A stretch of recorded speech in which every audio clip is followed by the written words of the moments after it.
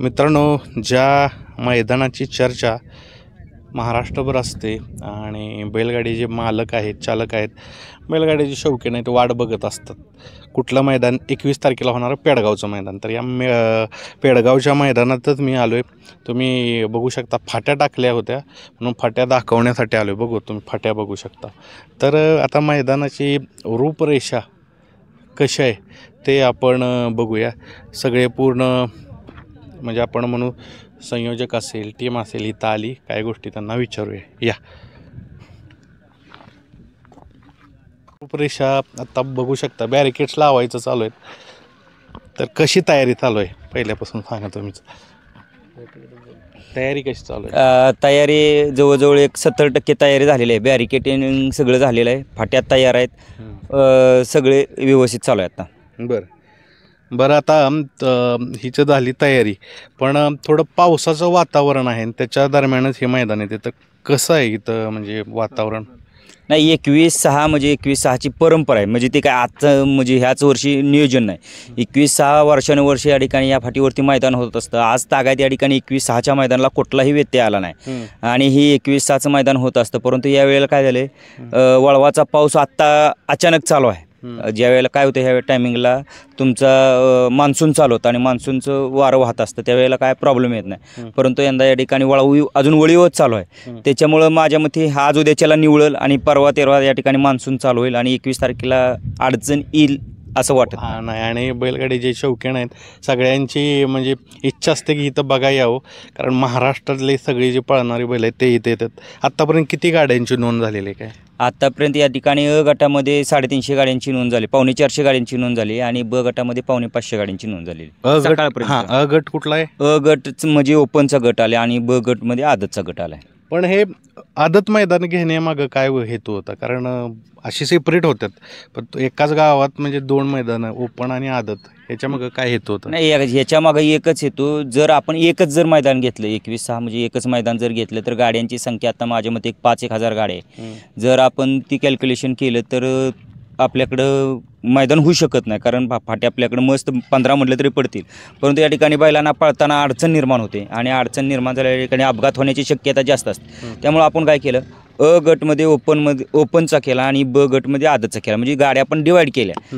1000+ गाड्या आपण या ठिकाणी ओपनमध्ये 21 तारखेला आणि ब गटामध्ये या ठिकाणी 800 गाड्या आपण आदतची या ठिकाणी 2 दिवस मैदानाचं आयोजन केलं. म्हणजे कसं होईल, आदल्या दिवशीचा फायनल हा आदल्या दिवशी एक 6च्या आसपास होईल आणि दुसऱ्या दिवशीचा फायनल एक 5-5:30 वाजता या ठिकाणी होईल. त्या पद्धती या ठिकाणी फायनल झाला पाहिजे त्यासाठी आपण या ठिकाणी 2 दिवस डिवाईड केलेलं आहे. परमिशन आपली 2 दिवसाचीच असते आणि उद्याच्याला आपल्याला या ठिकाणी या मैदानाची परमिशन सगळीकडे डिक्लेअर केली जाईल आणि दरवर्षी 2 दिवसाची परमिशन असते आणि यंदा सुद्धा 2 दिवसाचीच परमिशन आहे. फक्त 2 दिवस मैदान आपण अ गट आदल्या दिवशी आणि ब गट दुसऱ्या दिवशी केला. बरं, आता थोडा अजून हितचं झेंडा पंच म्हणून काम करत असतात बुवा. आता ते प्रवेश फी ₹1 ठेवली जाते, तर यंदा त्याच्यात बदल का करण्यात आला, काय वाटतं? प्रवेश फी ₹1 काय होत होतं, गाड्या 9च्या आत बऱ्यापैकी जास्त गाड्या नोंदल्यामुळं आणि बोगस माणसं पावत्या वगैरे टाकायला लागली. बैल इथं आहेत, बैल तिथं आहेत किंवा बैल फिरवून आणणे हे करणे. त्यामुळे जवळजवळ 300-350 गाड्या गेल्या वर्षी पाठीमागं गेल्या न पळता इथं, कारण त्यांना प्रवेशच घेता आला नाही. तर त्यासाठी यंदा जो प्रवेश फीचा जो विषय होता ₹1, तर त्या बदल्यात आम्ही जे तुमच्या फिटनेस सर्टिफिकेटचं जे प्रत्येकाकडून काही ₹100 जे जात होते ते पूर्ण आम्ही यात्रा कमिटीतर्फेच हे करणार आहे. त्याची कुणालाही तोशीस लागून देणार नाही. प्लस आजपर्यंत कधी गट पासला आम्ही कुठं काय म्हणजे हे केलं नाही. तर ती जी रक्कम मोफत गाड्यांची जी काय आहे ती आम्ही गट पास करणाऱ्याला काय फुल नाही फुलाची पाकळी 100% द्यायचा प्रयत्न करणारच आहे. इथं स्थानिक काय लोक असतात आणि एक उत्साहाचं वातावरण असतं. म्हणजे त्या पंचक्रोशीत जर मैदान मोठं होत असेल तर असेच आहेत आमचे मित्र आहेत. गणेशजी, कसा आहे उत्साह, कसा आहे? उत्साह म्हणजे मला वाटतं सकाळी, आता तुम्ही जर लेट आला सँडी हो, सकाळी 9-9:30ला जर आला असतं तुम्हाला वाटलं असतं इथं मैदानच भरले का काय.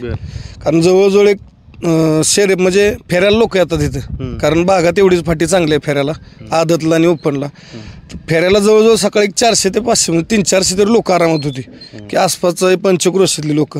आणि उत्साह एवढा आहे की मोरे सरकारांच्या बाजूला असा सारखा म्हणजे गाराड असतो म्हणतो ना आपण माणसांचा, तसं मोरे सरकार कसं आहे काय आहे म्हणजे एवढा उत्साह असतो. आणि एक तालुक्यातलं म्हणू आपण की तालुक्यातलं किंवा महाराष्ट्रात जसे मोठे मैदान होतात, पुष्यगाव असेल, कोरेगाव हिंदकेसरी, पुष्यगाव हिंदकेसरी, त्याच्या पाठोपाठ आता सर्व म्हणजे बैलगाडी मालकांच्याकडूनच ह्या मैदानाला हिंदकेसरीचा मान दिलेला आहे की हिंदकेसरी पेडगाव मैदान म्हणून बॅनर पण पडतात, आपण बघितले असतील मीडियाच्या माध्यमातून. इथं उत्साह म्हणाल तर पंचक्रोशीतील सर्व गावातील लोक, मुलं, यंग मुलं असतील किंवा ज्येष्ठ नागरिक वगैरे, सर्वांचा प्रतिसाद असतो. कुठलीही आडकाठी ह्या भागात कोणी करत नाही की बाबा माझं आम्ही ह्या गावचं आहे, मी त्या गावचं आहे, आमचं इथं जवळचं आहे, आम्हाला नंबर पाहिजे किंवा आमचं काहीतरी बघा, आतनं गाडी खेळवा, असलं काय होत नाही. आणि त्यांना माहिती इथं मोऱ्यांच्याकडं पहिली गोष्ट पार्सलिटी नसते. घरची गाडी असू द्या किंवा गावचा असू द्या किंवा बाहेरचा असू द्या, त्यामुळे ओळख वशाला चालत नाही. आणि त्याच्या सँडेबा आपल्या अखिल भारतीय बैलगाडी संघटना किंवा शासनाच्या नियमानुसार आपण पाहिलं तर बैल हा फक्त 3च फेरे पळू शकतो, 4था फेरा पळण्यास त्याला अधिकार नाही. त्यामुळं आपल्याला शासनाचे नियम तोडायचे नाहीत किंवा संघटनेचे नियम तोडायचे नाहीत. जे संघटनेनं नियम घालून दिले शासनानं त्यातच मैदान होणार. 3च फेरे, 4था फेरा बैल पळणार नाही आणि एक बैल एकदाच पळणार आहे.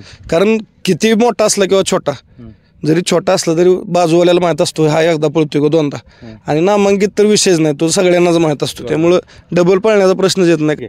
आता इथं कसं येण्यासाठी काय काय लोकांना माहीत नाही. जसं मलाही खूप कॉल आले, इथं पेडगावात ह्या पाठीवर येण्याचा मार्ग कसं आहे, म्हणजे कसं यावं थोडं सांगा ते.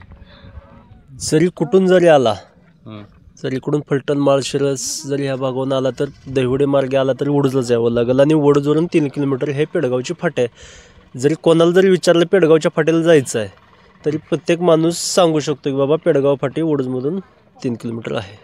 म्हणजे कुठूनही या, वडूज हे म्हणजे मैदानाच्या जवळचं सगळ्यात मोठं शहर आहे. तर तुम्ही वडूजला येऊन कुणालाही विचारू शकता. आता मोरे सरकार आहेत जाता आता मला सांगा, मैदानाची तयारी तर झाली बऱ्यापैकी, म्हणजे गाडी आत्ताच विक्रमाकडं चालली नोंद, कारण अजून 2-3 दिवस बाकी आहेत.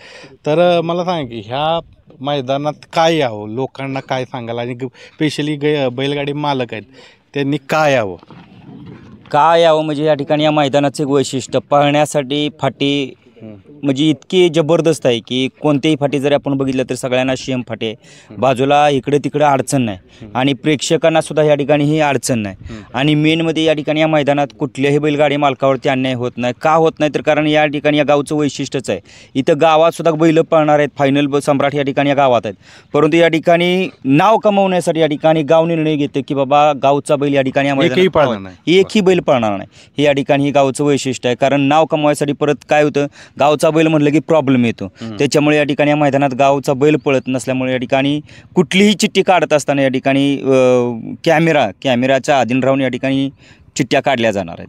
तुम्ही असणार का नाही पुकाराय वगैरे? नाही, ह्यावेळेला मी पण या ठिकाणी पुकारण्यासाठी सज्जच आहे आणि आमची सगळ्या समालोचक संघटनासुद्धा या ठिकाणी पुकारण्यासाठी सज्जच आहे.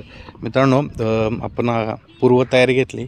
जसं मैदान जवळ समीप येईल तेवढी उत्सुकता वाढेल. तुम्ही मैदानाची फाटी बघू शकता पुन्हा एकदा, एकदम असं काटणाचं रान आहे, कितीही पाऊस आला तरी काय अडचण येणार नाही. आणि बघू शकता इकडं बघू शकता बसण्यासाठी डोंगर आहे, सगळ्यांना माहिती आहे डोंगरचा भागही तुम्हाला माहिती आहे. त्यामुळं एक नैसर्गिक आपण म्हणू आसन आहे तिथं डोंगराच्या रूपानं. तर 21 तारखेला या, आणि ज्यांना यायचे ज्यांना लोकेशन माहीत नसेल मी कमेंट्समध्ये लोकेशन टाकतो. 21 तारखेला 21 आणि 22 असं 2 दिवस मैदान चालणार आहे. तर लाभ घ्या याचा. धन्यवाद.